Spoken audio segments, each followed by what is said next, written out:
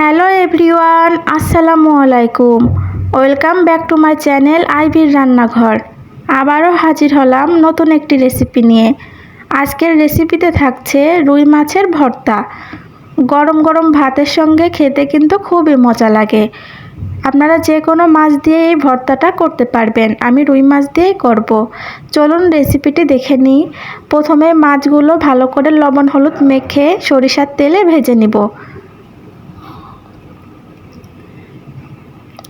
ভর্তা করার সময় সবসময় সরিষার তেল ব্যবহার করবেন, এতে ভর্তার টেস্টটা অনেক ভালো আসবে।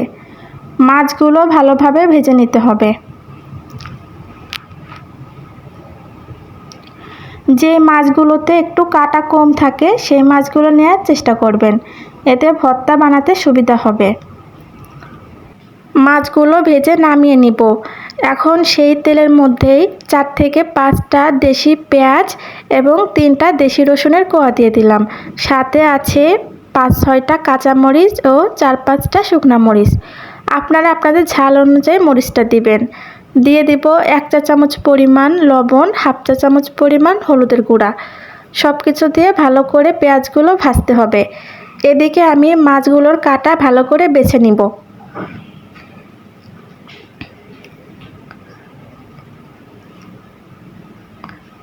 পেঁয়াজগুলো একটু ভাজা হলে এখানে কিছু ধনিয়া পাতা দিয়ে দিব। সকল উপকরণ ভালো করে ভেজে নিব। পেঁয়াজগুলো হালকা লাল লাল ভাজা হয়ে আসলে এর মধ্যে ভেজে রাখা মাছগুলো দিয়ে দিব। মাছের কাঁটাগুলো কিন্তু আমি ভালো করে বেছে নিয়েছি। মাছগুলো দিয়ে সব উপকরণের সঙ্গে মিশিয়ে নিব। এমন লাল লাল ভাজা হয়ে আসলে এখানে গোটা কয়েকটা জিরা দিয়ে দিব।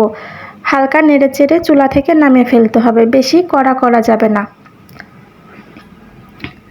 এখন আমি শিলপাটাতে ভর্তা করে নেব। আপনারা চাইলে ব্লেন্ডারেও করতে পারবেন।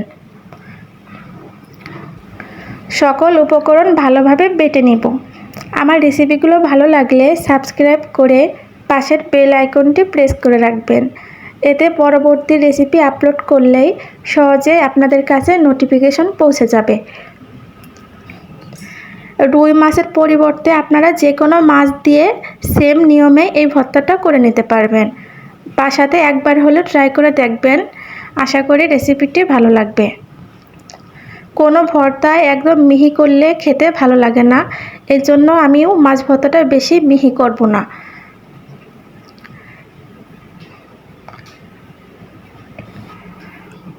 আমার ভর্তাটা বেটে নেওয়া কমপ্লিট, আমি আর এটা মিহি করব না। সর্বশেষ এখানে একটু সরিষার তেল দিয়ে দিব। এভাবে সরিষার তেলটা দিলে আলাদা একটা ফ্লেভার আসে, খেতে খুবই ভালো লাগে। সরিষার তেল দিয়ে ভালো করে মেখে গরম গরম পরিবেশন করব। যারা আমার মতো ভর্তা প্রেমী আছেন তাদের কাছে এই ভর্তাটা অনেক ভালো লাগবে। আজকের মতো এই পর্যন্তই। সবাই ভালো থাকবেন, সুস্থ থাকবেন। আল্লাহ হাফেজ।